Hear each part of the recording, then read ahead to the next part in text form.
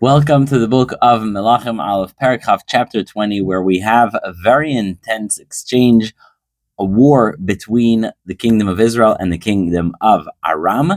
Not so far from each other, because Aram is where Damascus is today. If you know your geographies, you know Syria is right there near Israel.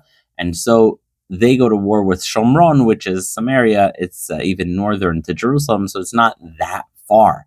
So starts off with Ben-Hadad, the king of Aram, Syria, Damascus, gathering a coalition of 32 other kings and setting siege to Shomron, the capital city of the kingdom of Israel, where Achav is king.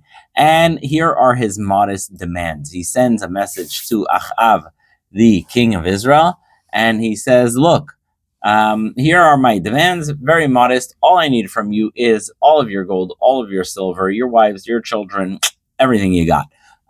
Or else I come and I destroy your kingdom. Interestingly, Achav's initial response is like, yeah, that's fine. I'll do that. I realize I'm at a disadvantage. I surrender. All right. Then the next day, Achav's people come and they say, look, we're within the next 24 hours, we're going to come. We're going to search your house. We're going to take all the gold, silver, your wives, your children, everything. And then he's like, I don't know. And it's also kol machmadei, whatever's most beloved to you. So he calls the king and he says, you know what? The king gathers the elders of Bnei Israel. He says, had he just come for my gold and silver and family, I would have surrendered because I don't want him to destroy the kingdom of Israel. But the elders and the people say, no, do not agree. Even if he's threatening to destroy all of us, do not agree to this. Why? Because it's probably going to lead to worse. So Achav sends a message back and he's like, sorry, no can do. Sorry, I can't help you. You want a lot, but I'm not giving it to you. So Ben-Hadad is like, oh, you're not taking my ultimatum? You're not completely surrendering and humiliating yourself to me? Well, then I'm going to destroy Shomron. And he says, listen to this, Im yispok afar Shomron l'shalim l'cholam asher b'raglai. I don't think there's enough dust in Shomron to cover the feet of all of the soldiers that I have. Meaning I have so many soldiers that their feet can't even get dusty in the dust of Shomron because it's just so many. Like basically we're more than the sand in your town. The king is like, wow, okay, sounds frightening. And the king then says a very famous line. He says, Ali t'halel choger kimfatech. Let the person who has a sword in his belt not brag as if he's holding the sword out there in the open. And so the Ben-Hadad decides to put a siege to the city, and a prophet of Hashem suddenly approaches Achav. And he approaches Achav and says, you see all the soldiers of Ben-Hadad, all the soldiers of the king of Aram surrounding you, they will not win. Not going to happen. And he says, you're going to see that I am Hashem. And Achav is like, really? How are we going to defeat all these people? And the prophet says, so said Hashem with the young people of the B'na'arei Sarei Medinot, the young people of the distinguished people here. And Achav is then like, wait, who's going to run the war? And the prophet of Hashem doesn't say who the prophet is, says, you, Achav, will do it. So Achav gathers 232 most distinguished people, the sons of the Sarim, and then he sees he has only 7,000 soldiers, and they go quietly out of the walls of Shomron. They go to Ben-Hadad. What is Ben-Hadad doing? He's so confident. He's sitting and he's drinking and he's drunk. And they're sitting in the Sukkot, in these tabernacles, and he's drunk. And basically things are optimal for now to attack the Ben-Hadad fellows. And so they go, and Ben-Hadad then hears that, oh, a few young people came out of Shomron, and Ben-Hadad is like, okay, catch them alive or catch them dead, but too late. Quickly, this strike force that is ready to strike Ben-Hadad comes and hits Aram forcefully, and immediately they defeat them. But you would think, okay, we defeated whoever's here, but should we continue the war? So the prophet quickly comes to Achav and he says, look, if you don't beat them now, they're going to be back here in a year. And so you should start preparing for the second round. Meanwhile, the king of Aram is shocked. How did he lose the war? He was so powerful. How did he lose it? So his servants tell him, you know why you lost the war? The reason you lost the war is because the God of Israel is a God of mountains, not a God of valleys. Try and fight Israel in the valleys, and you'll see you can win. And so that's what he says. He says, you know what? Instead of the kings that came with you, get little people who are appointed over smaller bits of armies, and let's get ready for another round, just like the round that we lost, but and get the same kinds of chariots, the same kinds of horses, and go fight them in a flatland, because the God of Israel, they tell him, is not going to win in the flatlands. A year later, Ben-Hadad comes to fight in Afek. Afek is in a flat territory. That's where Ben-Hadad thinks he's going to defeat Israel.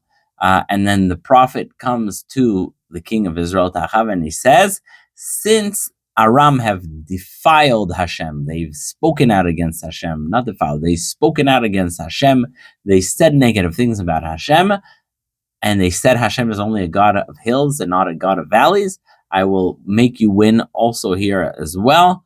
All right, the two camps go sit in front of each other, one camp here, one camp there, flat territory for 7 days.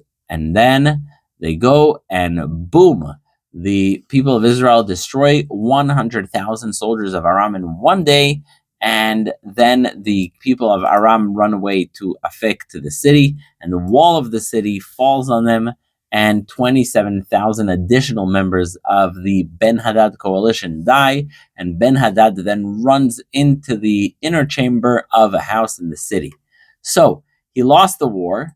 He's in some kind of nook in a house in Afek, and now he thinks he's about to be taken out by the king of Israel.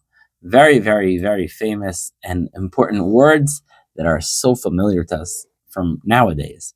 His servants say, Hinena shamanu ki malchei Beit Israel ki malchei chesedem. We hear the Jews are nice people. Nasima nasakim b'motneinu v'chavalim b'roshenu. Let's put on sackcloth on our waists and let's put ropes around our heads, and we'll turn ourselves in. They'll have mercy for us. And that's what they do. They go, they turn themselves in. They say, look, I really apologize. You're my brother. Blah, blah, blah. He's trying to talk his way out of it and stay alive. And in fact, Achav is nice.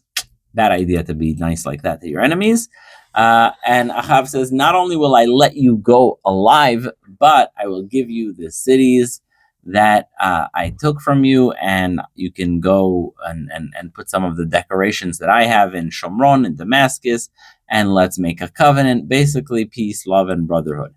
Now, Hashem doesn't like this. Why? Because there was a victory. He should have completed the victory.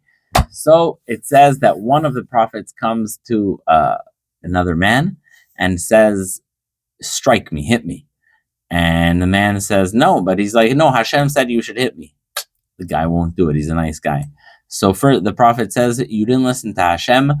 When you leave this place, a lion is going to strike you. And in fact, that's what happens. Next, the prophet comes to another person and says, hit me. The man beats the prophet till he's injured. And then the prophet has the perfect costume. He covers himself with dust all over his face. As the king is riding on the road, the man screams to the king and says, my dear king, your servant, I once went into the war, and someone came over to me and said, guard this person as a captive, and if he's gone, you're gone. If you let him run away, you are going to be held responsible, and either you'll have to pay with your life or with a bar of silver. And so indeed, I took this assignment and I watched the guy, but then I looked away, he ran away. And what's going to be? Do I have to be beaten up? Do I have to pay the silver? The king is like, what do you mean? You sealed your own fate.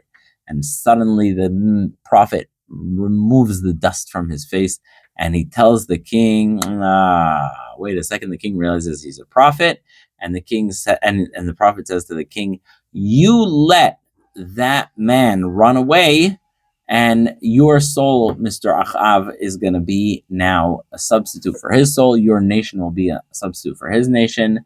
And basically, since you failed to completely eliminate the threat of Ben-Hadad and Aram, you will instead be sacrificed, you and your people. And the king comes back home angry, back to Shomron. So what did we have in this chapter?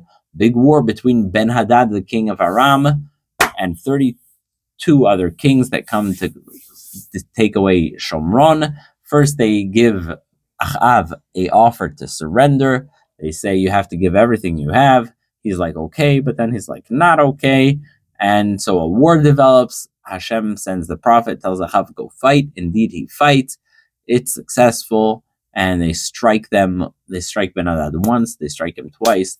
But Achav then has mercy on Ben-Hadad, similar to the way Shaul had mercy on the king of Amalek. And he doesn't finish the job. And then Hashem says to him, since you didn't finish the job, you will be punished. That has been chapter 20. Stay tuned for my favorite chapter in the whole book of Melachim, chapter 21. Amazing story.